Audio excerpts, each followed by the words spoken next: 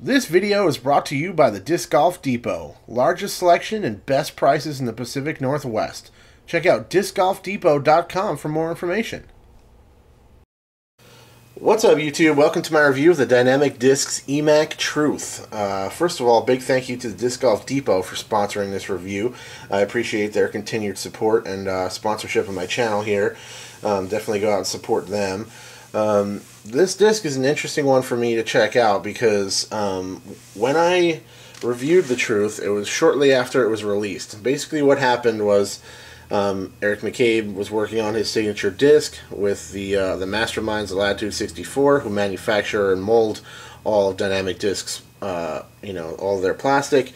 So essentially they designed this disc, they released it as the Truth, and then somewhat over a few years, I guess, it kind of, the mold tended to change a little bit, and it started to become a little bit more understable. And so to try to get it back to the original intended design, Eric McCabe brought it back to the Masterminds Latitude.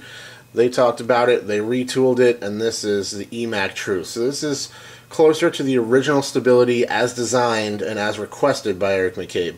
The interesting thing about this particular review for me is that I tested the Truth right when the Dynamic Discs lineup was basically first released. It was very early on. They sent me a box of plastic to test. I tested out the Judge, the Truth, and the Renegade and the Air Renegade. They sent me out some great stuff.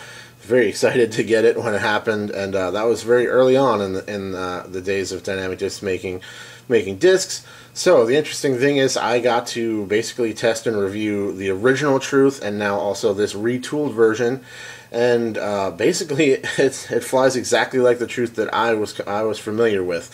I have not thrown any of the ones in between where the stability started to kind of vary a little bit over time. So yeah, really, basically this is going to end up sounding a lot like the original review because for me, this disc flies extremely similar to the early run Truth that I tested and reviewed. So let's take a look at this particular one. You got the Emac Signature there. Cool kind of American flag stamp. Emac and his classic putting logo there. Here's some flight numbers. We know how Emac and Bobby love those flight numbers. 5502.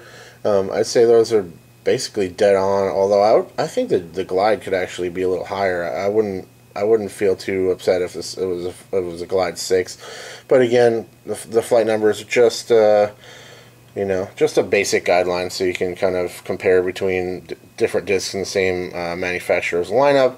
Dynamic Discs, Eric McCabe, 2010 World Champion. On the bottom, you'll see that this particular one is 178 grams, and there's some other stuff on here. Oh yeah, if this will actually focus, right around where my thumb is here, it says Emac Truth. There you go. Nice. I don't know why I've put so much effort into making sure you guys see those little things, but hey, that's how we do it here. Here's a look at the rim profile. So you can see it's a pretty flat across the top on this disc. And then the rim profile is very reminiscent of, say, like a Buzz or something like that. It's got like a pretty flat front edge. That lead edge is pretty flat, almost like a 90-degree angle. Let's take another look at the rim profile from the underside. So it's almost got like a slight bead there on it. The Lucent plastic, I tend to like these Lucent discs that are like slightly opaque like this, or in the more opaque end of the spectrum. This one has a great feel. Lucent plastic, well documented here on the Disc Golf Nerd channel. High quality stuff, great durability, great grip, great blend between those two things.